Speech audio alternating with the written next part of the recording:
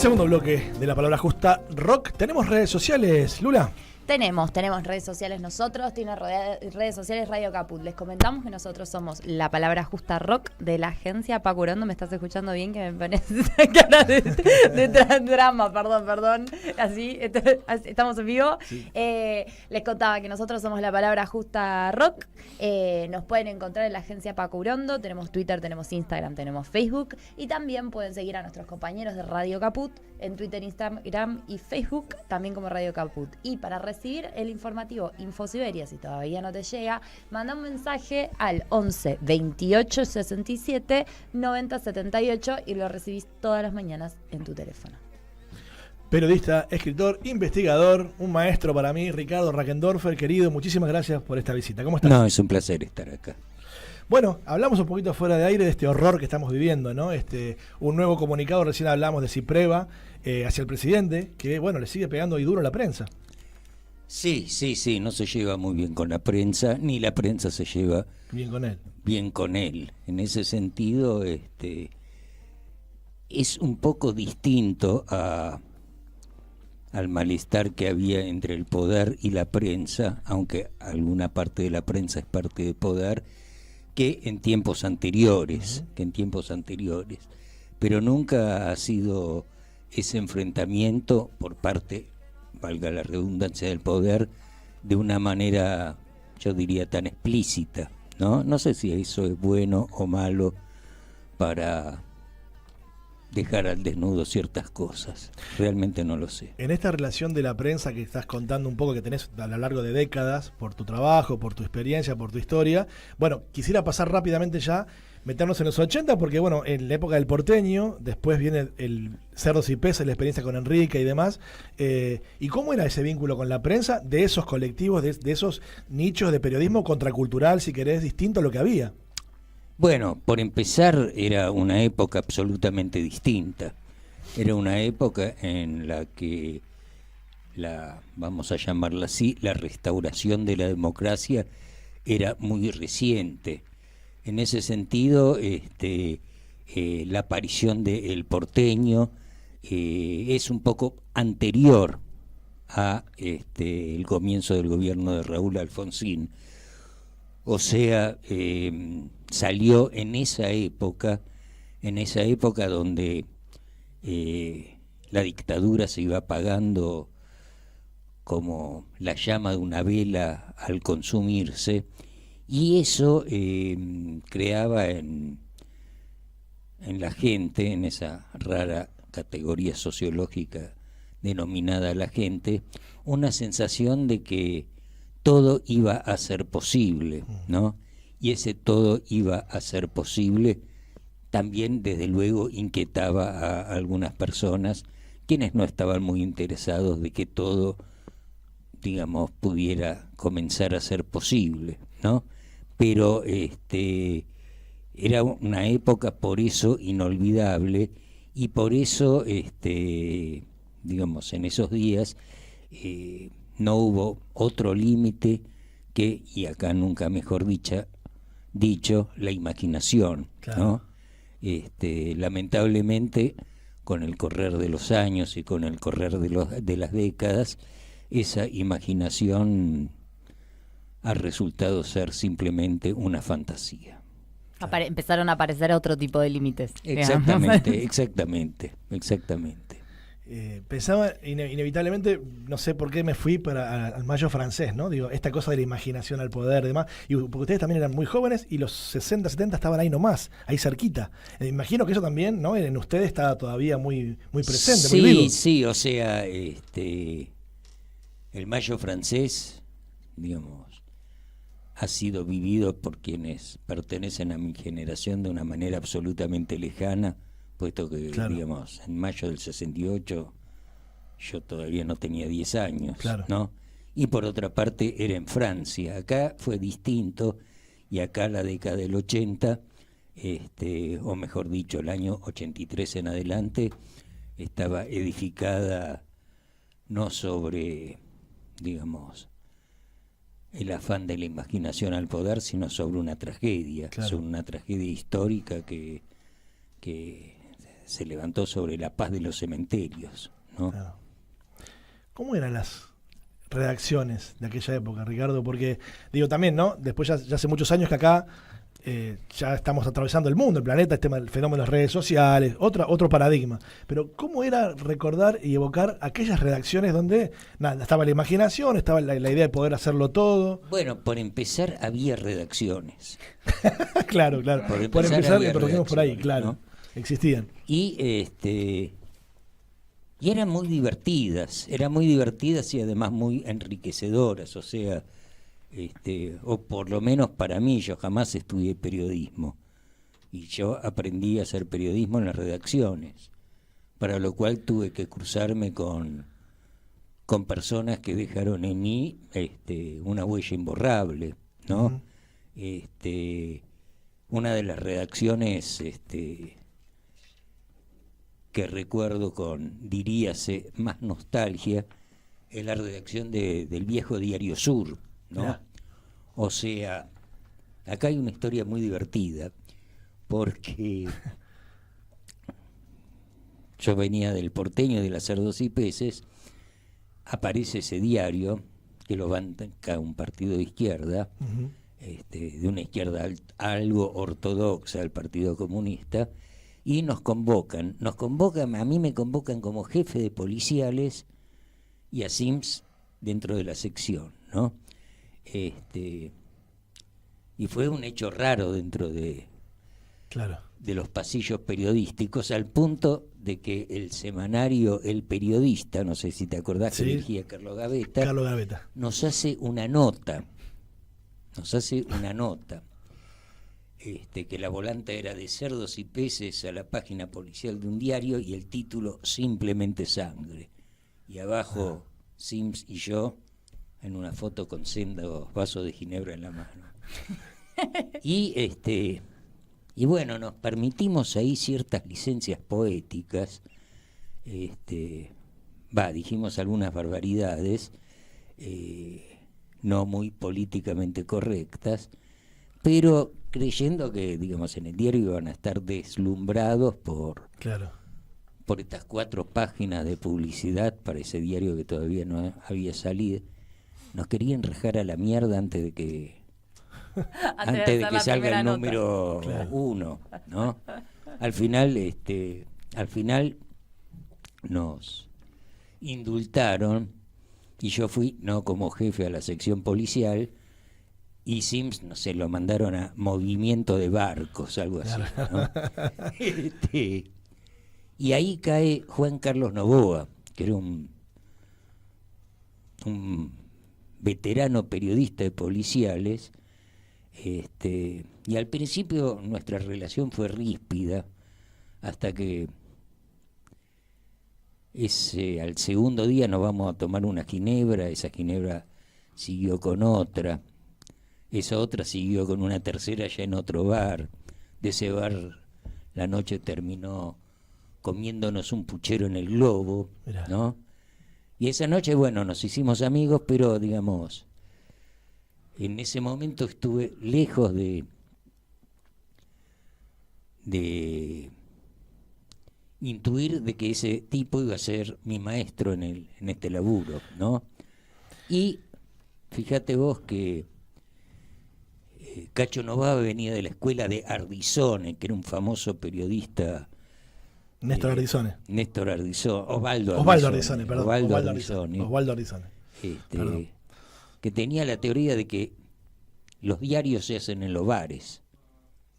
Entonces, Interesante. una consigna que hemos cumplido con fricción, ¿no? O sea, digamos, estaban buenas las redacciones en esa época. Mirá, estamos viendo una tapa de las Cerdos ahí en nuestra televisión, sí, ¿no? sí. Es Tino Tinto, creo que es, me parece, este Creo que personaje, ¿no? De peinado Jolly y demás.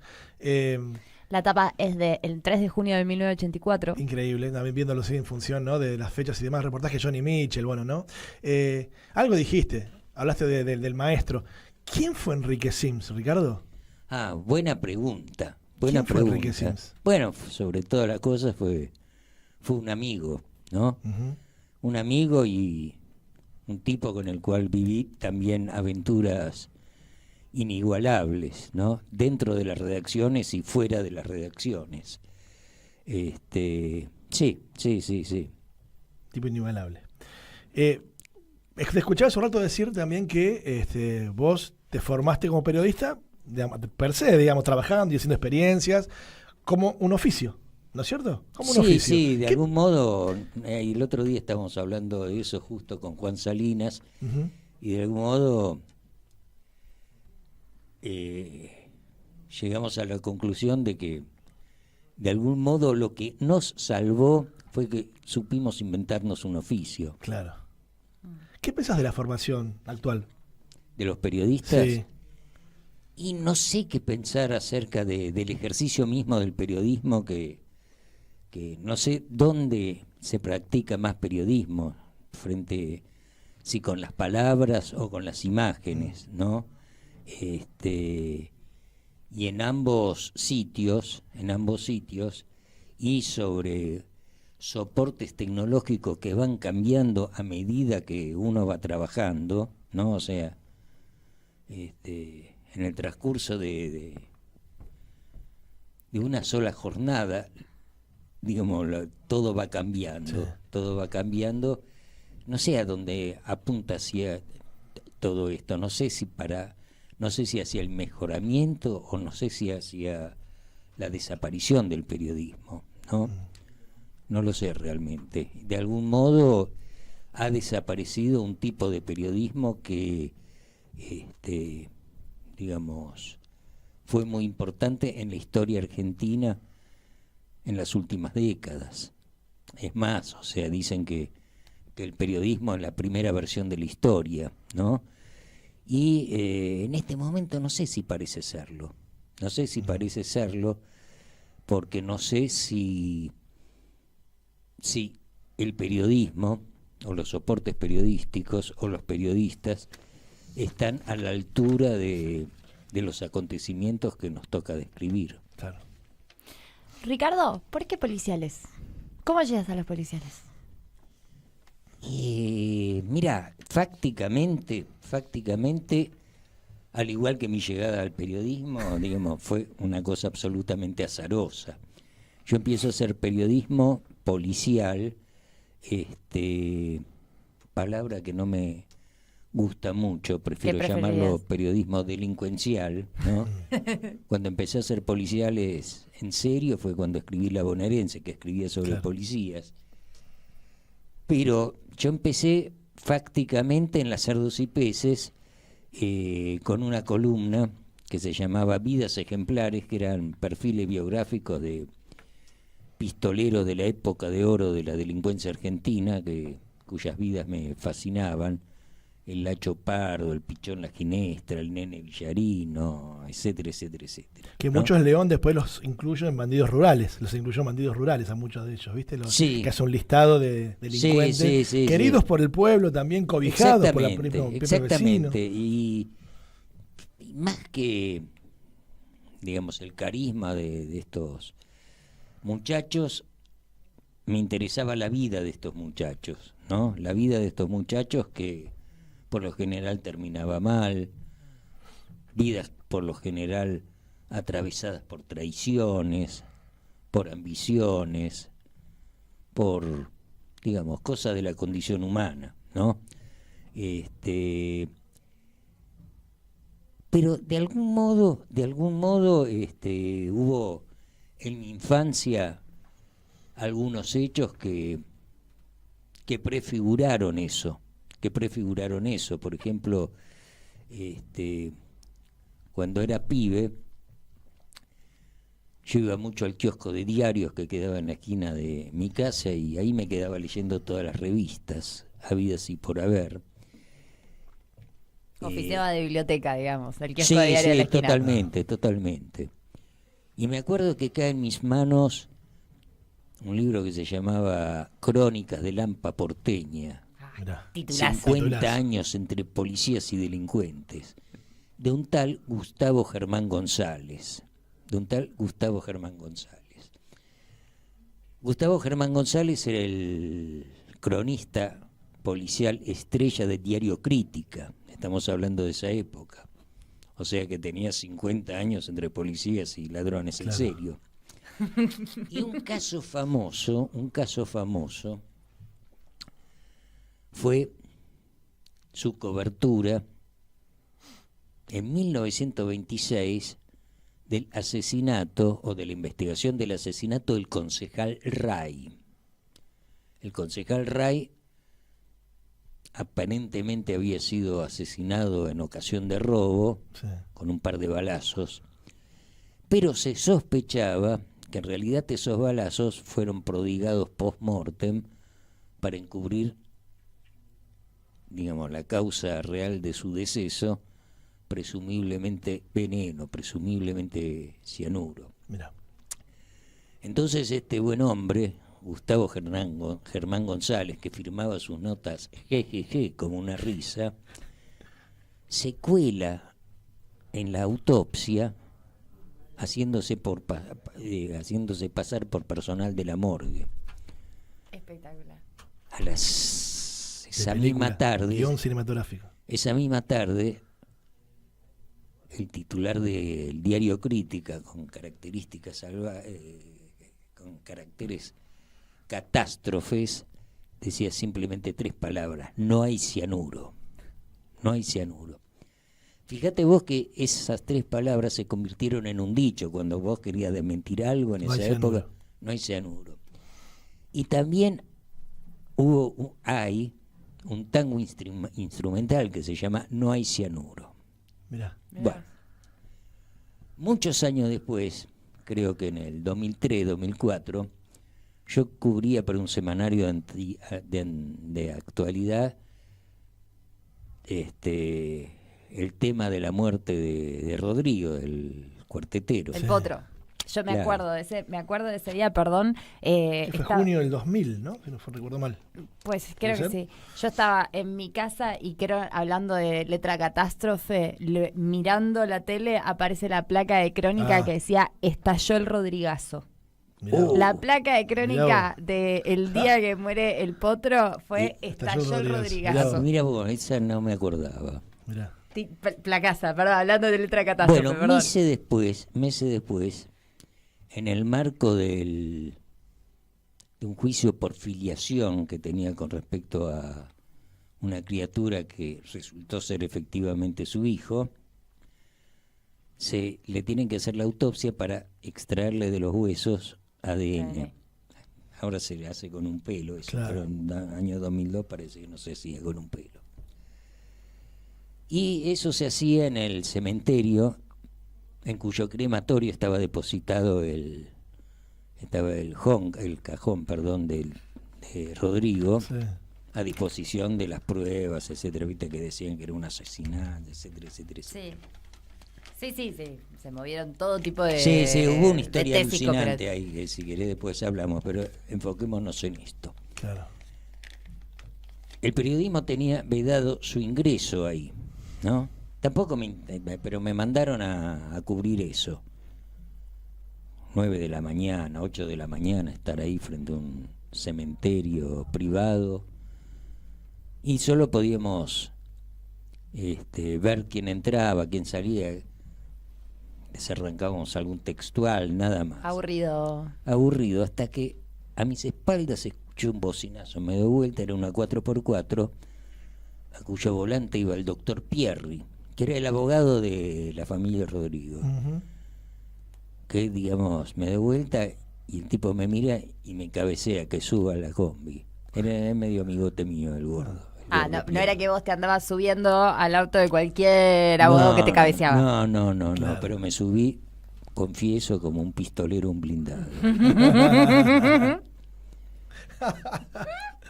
Y me dice, lo que vamos a ver ahora es espeluznante. Claro, el tipo no quería ir solo a ver Claro. esa... Estaba cagado. Acompañado, Claro. claro. Entonces cuando nos acercamos al puesto de seguridad, el chabón de seguridad le dice, el periodismo tiene vedado el ingreso. Y el gordo dice, el señor es perito de parte. Genial. Una Entonces, cara. Me colé a la necropsia de Rodrigo. En ese momento, cuando íbamos en Mirá. esa 4x4, desde ese lugar donde estaba el puestito de seguridad, al crematorio, donde me acordé después de muchos años de no pensar en Gustavo Germán González, me acordé de Gustavo Germán González. Y en ese momento pensé que a veces las muecas del destino existen. Qué increíble, ¿no? Un giro poético, siempre escuchar a Ricardo. Tal cual, una especie de parábola y un poco cual. cumplir un sueño, ¿no? Digamos, un poco la vuelta del... Sí. Ahora yo tengo cada sueño. Y, bueno, eso podemos charlar mucho. De camino a la morgue. Si yo te contara los míos, Dios mío. Mirá, hablaste de huesos, hablaste de un montón de cosas que tienen que ver con la muerte. Y yo traje una película que participaste vos, que es El túnel de los huesos. Sí. Acá haces un pequeño bolo. Hay una imagen ahí también que tenemos.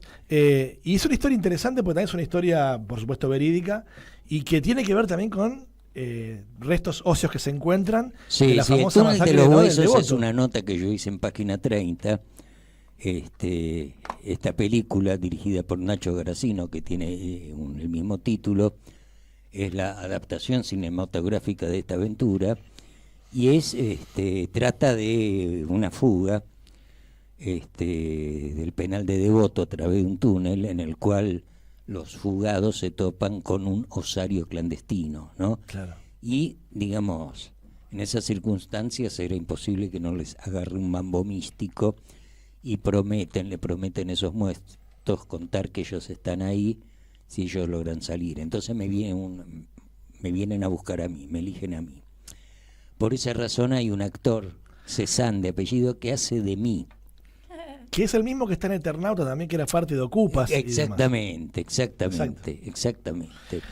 Yo tenía esa duda, Ricardo. El otro día veo el Eternauta, Y lo lo veo ahí. y como está cambiado, pasó Claro, muchos hace años mucho desde esa tiempo. película al Eternauta, y lo miro y dice, me suena, me parece conocida esta cara. Claro, digo, es el que hacía de mí. Claro. Bueno, Conversábamos. ¿Es verdad pero que te voy a contar una fuiste historia. calzado de verdad? ¿A dónde? Ahí el encuentro. No, eso es una cosa que le agregaron ahí. Sí. No. Dale. Pero te voy a contar una historia. Yo hago además de que este pibe hace de mí, yo hago un cameo acá. Sí. Hago De preso. de preso, que le dice a Raúl Taibo, que es el capo de la fuga, Sí. mientras se está acabando el túnel, que baja el perfil porque está llamando la atención. Entonces me permito hacerle un pequeño homenaje a Raymond Chandler y le La digo, tarántula. claro, y le digo, Ah. estás pasando tan desapercibido como una tarántula en un plato de leche, en un plato lleno de leche, que así empieza el largo adiós de Raymond Chandler. Bueno, años después yo escribo una novela que me pide una editorial, una novela policial, nada de periodismo, una novela policial, una novela negra, que se llama La maldición de Salsipuedes. Entonces un personaje, acá me mandó un chiste interno. Te haces tus propios chistes. Claro, sí, que nadie los Te entiende, haces pero, tus propios chistes en lo... pero lo voy a contar. Un personaje le dice a otro, con respecto a otra situación, vas a pasar tan desapercibido como una tarántula en un plato lleno de leche. Entonces su interlocutor le dice, esa frase se la afanaste a Chandler. Y el otro le dice, no, La vi en una una película sobre unos presos que se fugan. Se la fue a Ricardo Rackendorfer. Sí. ¿Eso fue una licencia que te tomaste vos ahí? ¿O estaba en el guión? ¿Lo pediste vos? No. Fue No, algo no, es una cosa que me mandé yo. Y en el próximo libro además la tenés que volver a citar y empezás a hacer Exactamente. un meta chiste a lo largo de toda tu obra. Toda mi obra está... Atravesada por la tarántula y la leche. Nos estamos quedando sin tiempo ya, Ricardo. Esto, por supuesto, siempre decimos que nos habilita a poder invitarte nuevamente, a seguir charlando, pero no queremos también dejar de preguntarte por el nuevo Papa, ¿no? El León XIV. ¿Qué te parece? ¿Qué análisis haces un poco del pontificado de Francisco? Y bueno, si realmente ves una continuidad o por ¿qué te empezar pasa? me parece horroroso, más allá de mi respeto hacia Francisco y hacia el nuevo Papa y hacia el catolicismo, me parece horroroso que el hecho más conmovedor y más lindo de los últimos 15 meses haya sido el nombramiento de un papa. O sea, digamos, algo no anda bien acá. Claro. ¿no? Para confiar únicamente en eso que, digamos, no hay por qué desconfiar. Digamos, pienso que tanto Francisco como este hombre son hombres de bien, Claro. ¿no? pero hombre de bien en un mundo terriblemente horrible, ¿no? Ujú. ¿Y sentís que la iglesia de alguna manera toma posición ante ese mundo horrible? ¿Cómo lo ves a esa parte? Mira, el mundo es tan horrible, pero tan horrible que, o sea, fundamentalmente me estoy refiriendo al reverdecer de la ultraderecha. Ujú. O sea, este mundo se ha convertido en una enorme República del Weimar, ¿no? La República del Weimar Lo previo, el a embrión, el huevo de la serpiente. el ¿no? huevo de la serpiente. En ese contexto, digamos, la Iglesia Católica como institución parece un kindergarten. Claro. ¿Recordás una época similar? Mirá, los meses inmediatamente previos a la última dictadura eran fuleros.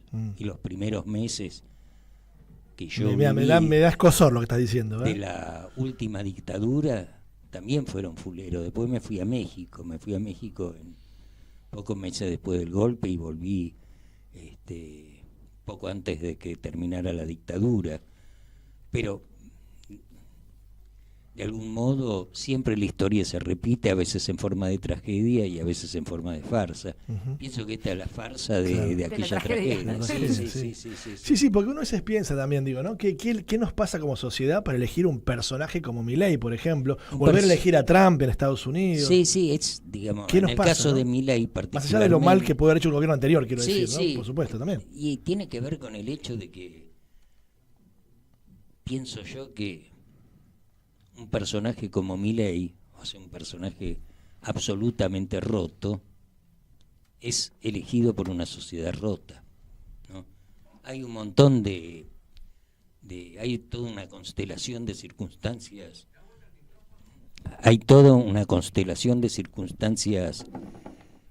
sociopolíticas que explican esto, ¿no?